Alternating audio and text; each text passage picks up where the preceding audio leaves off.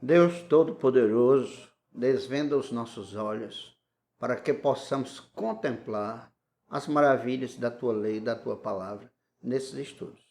Então, as nossas saudações de paz a todos os nossos internautas, alunos e ouvintes do curso Libertos pela Verdade, da Conferência Batista do Sétimo Dia Brasileira, que está sendo apresentado a vocês pela Primeira Igreja Batista do Sétimo Dia de Fortaleza.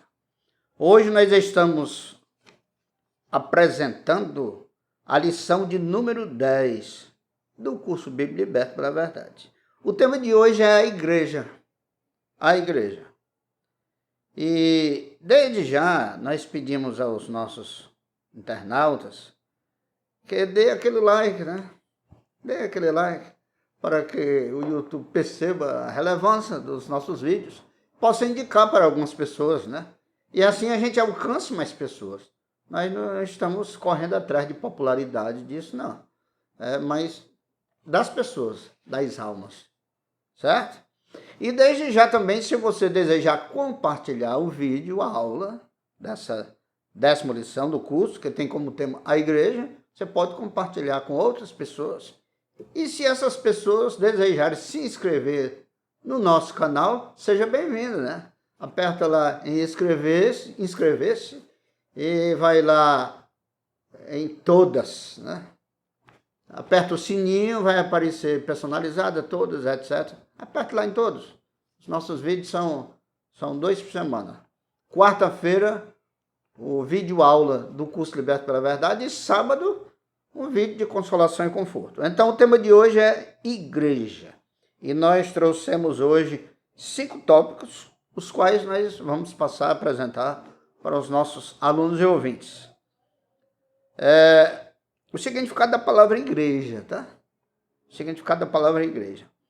A palavra portuguesa igreja vem da palavra grega eclesia, que é formada de 2 vocábulos, ek, eka, ou ex, ex, que tem o sentido de para fora, e kaleo, que tem o sentido de eu chamo, ou eu convosco. Traduz-se da seguinte forma: eu estou convosco e vos chamo para fora, né? Para fora de quê? Aqui nós vamos fazer uma aplicação apenas, né? É de um mundo sem fé, sem Deus e sem a direção da sua palavra. Ele nos chama para fora disso. Agora, para quê? É aquele que muitos cristãos usam, sair do mundo, né? Quando eu era do mundo. Para sair do mundo. Mas que mundo é esse que a gente vai sair? Do planeta Terra? Não, né? É de um mundo sem fé, sem Deus e sem a direção da palavra.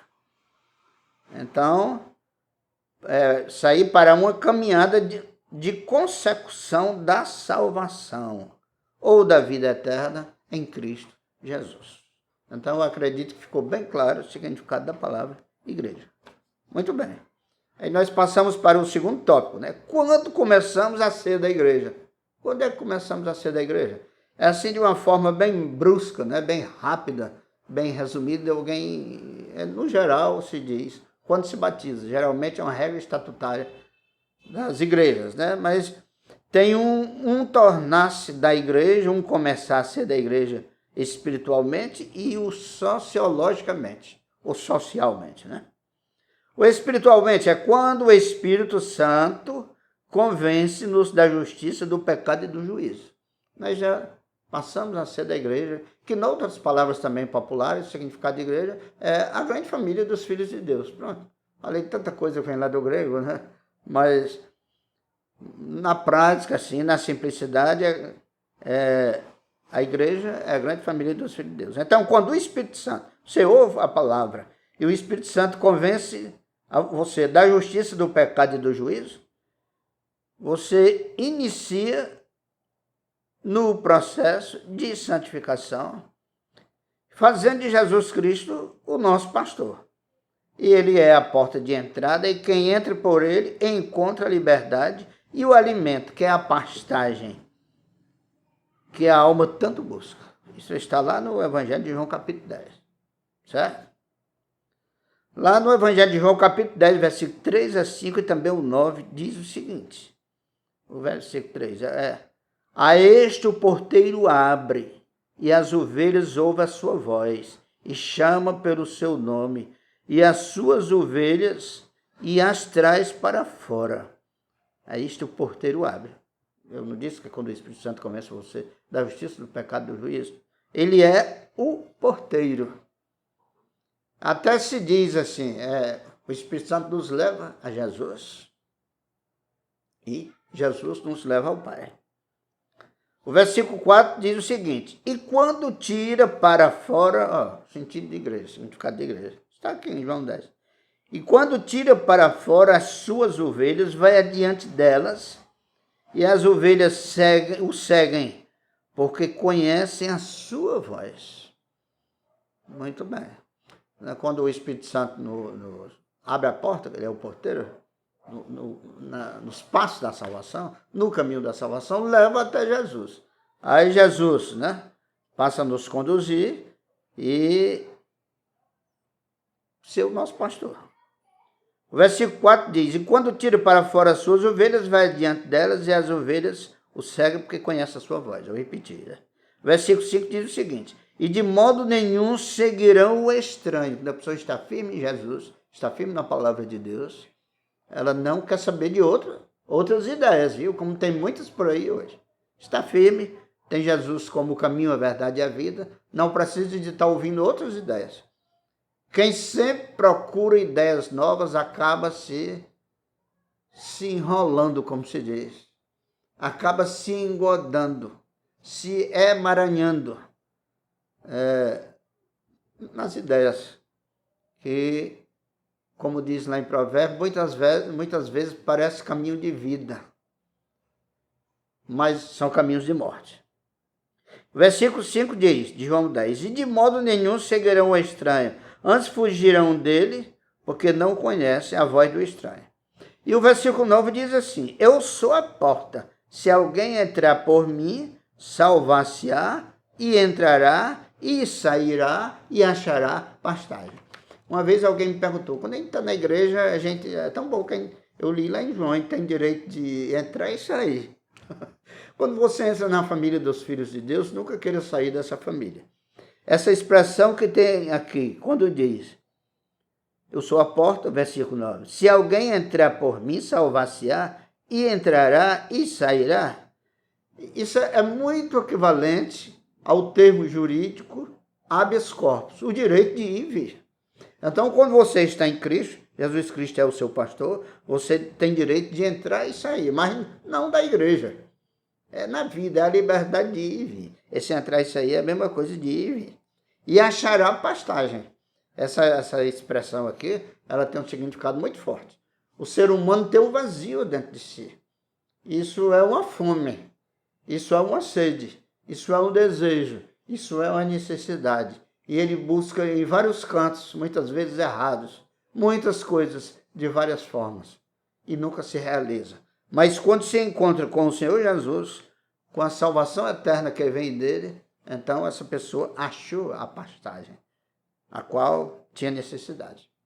Agora, quando é que você passa a ser da igreja sociologicamente? É muito resumido, após o batismo. Em Marcos 16 diz o seguinte, quem crê e for batizado será salvo, mas quem não crê será condenado. E nessa salvação consiste também em estar na igreja. A igreja que a gente está falando não é um prédio de 4 paredes, não. Você pode estar ali e não estar em Deus.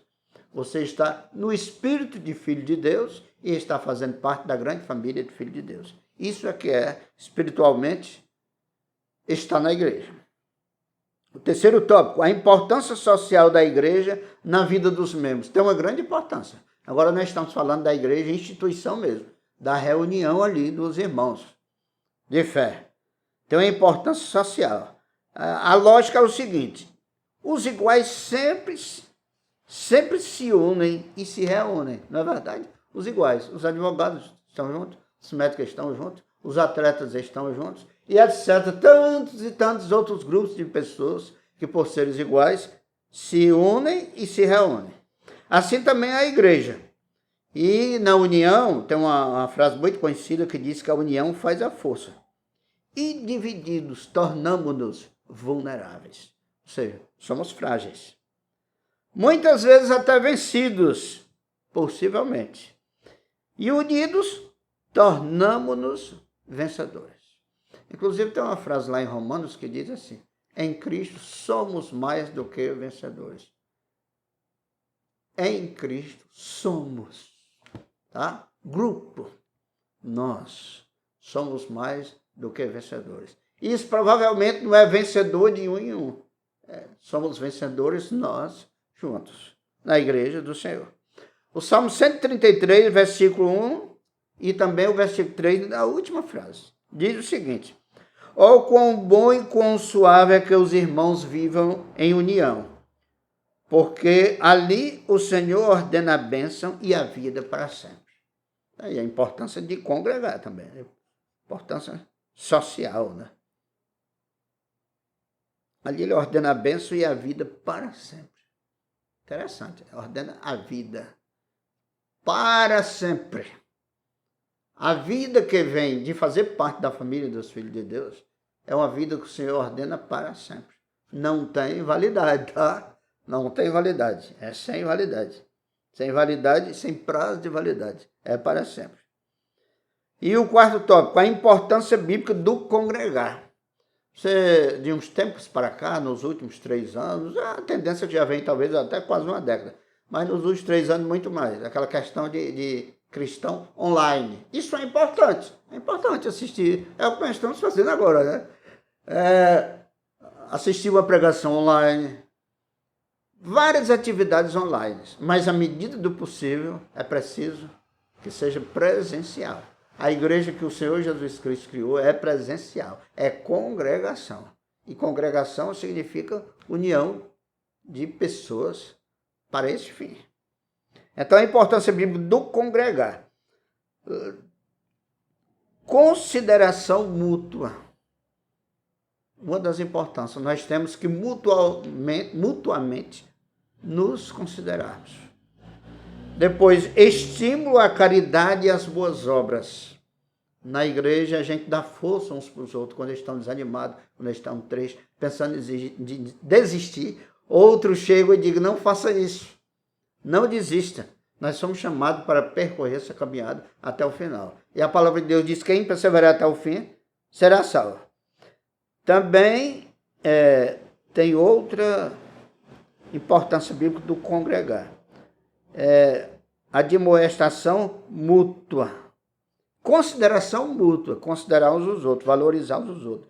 Estímulo à caridade e às boas obras. E admoestação mútua. Parece a mesma coisa, uma consideração. A outra é a admoestação. Eu te aconselho, tu me aconselha. Eu te dou força, tu me dá força. São 3 destaques que tem lá em Hebreus, capítulo 10, versículo 24 a 26. Na importância do congregar. Então, na vida congregacional, ou seja, não estamos sós na vida congregacional. Um dos significados básicos de pecar é errar o alvo, deixar de focar o céu, sair do caminho, não deixar de congregar. É uma ordem da palavra. Vejamos então na íntegra, Hebreus 10, 24 a 26. No 24 diz: consideremos uns aos outros, para nos estimularmos à caridade e às boas obras. Versículo 25 diz o seguinte: não deixando a nossa congregação, como é costume de alguns, antes, ou seja, pelo contrário, admoestando uns aos outros, e tanto mais quando vedes que vai se aproximando aquele dia. Certo? Então, tem um dia que vai ser um dia marcante na história da igreja, na volta de Jesus Cristo, né? E a gente tem que praticar o congregar, considerando os outros, estimulando as boas obras e a caridade, e admoestando uns aos outros, porque quanto mais se aproxima aquele dia, mais se torna necessário isso. E o versículo 26 diz o seguinte: porque se pecarmos voluntariamente, depois de termos recebido o conhecimento da verdade, já não resta mais sacrifício pelos pecados. Esse pecar aqui voluntariamente, se você, depois de ser da família dos filhos de Deus, ter sido convencido pelo Espírito Santo da justiça, do pecado e do juízo, o Espírito Santo ter lhe levado a Jesus. você já ser membro da família dos filhos de Deus. E você sair da comunidade, já não resta mais sacrifício pelos pecados. É isso que eu estou falando. Não adianta fazer sacrifício pelos pecados, porque não existe salvação numa denominação. Não existe esse negócio, não. Tem que ser nessa denominação. Mas com certeza na igreja do Deus vivo, na igreja viva, que é a reunião de todos os salvos em Cristo Jesus, todos aqueles que se dirigem pela palavra, só haverá salvação nessa família. A palavra de Deus diz. E, por fim, o último tópico de hoje, que diz que a igreja é o corpo de Cristo. É o corpo de Cristo. Se eu estou na igreja, eu sou olho, ouvido, boca, mão ou pé, tá? Só não posso ser cabeça, porque cabeça é o Senhor Jesus. E se eu deixo de ser qualquer membro desse, eu estou cortado do corpo, aí então eu estou morto. A igreja é o corpo misto de Cristo. Em Colossenses 1:24, o apóstolo Paulo falando do trabalho, da obra dele, serviço missionário, e ele diz, eu me sacrifico, tudo isso por causa do corpo de Jesus Cristo. Aí no final da frase ele diz, o seu corpo que é a igreja. Isso tem em outras passagens, não é só em Colossenses 1:24, não. E não há vida se estivermos desligados desse corpo. Aqui fazendo uma aplicação em João 15:6, né? Não está falando da igreja como corpo, mas está ligado em Jesus. Diz, se alguém não estiver em mim, será lançado fora, e como galho seco. E os que colhem lançarão no fogo que o queimará, se não estiver ligado nele. Jesus falou claramente. Você está discriminando. Não estamos discriminando. Estamos falando do evangelho. Você está julgando. Também não estamos julgando. Estamos dizendo a verdade. Foi o Senhor Jesus que falou e João escreveu no seu evangelho. Vou até repetir. João 15:6. Se alguém não estiver em mim, será lançado fora, como um galho seco. E os que colhem lançarão esse galho seco no fogo que o queimará. Então aqui com certeza está fazendo menção, fazendo referência aos anjos no dia do arrebatamento da igreja ou no dia do juízo final. Os anjos que Deus manda. Portanto, queiramos ter vida, irmãos. Estejamos sempre ligados nesse corpo vivo que é Jesus e no seu corpo espiritual ou místico que é a igreja. Bendito seja Deus, a Jesus e o Espírito Santo, por fazermos parte da sua igreja como corpo de Cristo. Bendito seja Deus. Muito bem, esse é o discurso, são os nossos comentários, a nossa apresentação da lição de número 10, que tem como tema a igreja, né? Aí na descrição deste vídeo está lá o link, né? Onde você acessará todo o material da forma que é impressa essa lição número 10. E se você é dos alunos que quer concluir o curso, receber o certificado, você deverá de responder, né? Assinar o seu nome completo, digitalizar ou escanear, como você quiser dizer, e enviar para o nosso e-mail, né? pib7fortaleza@gmail.com. Faça isso e boa sorte para você. Você clica lá no título, vai abrir a segunda página, aí tem o link em azul lá embaixo. Você clica no link, vai aparecer toda a lição. Eu estou sempre repetindo isso, porque alguém disse que não estava conseguindo abrir, tá? Mas é assim. Então, Deus em Cristo Jesus, através do Espírito Santo, abra o seu coração, desvende os seus olhos, que foi a prece que eu fiz a Deus no começo, para que possamos entender as maravilhas da sua lei. Bendito seja Deus e Deus te abençoe, em nome de Jesus.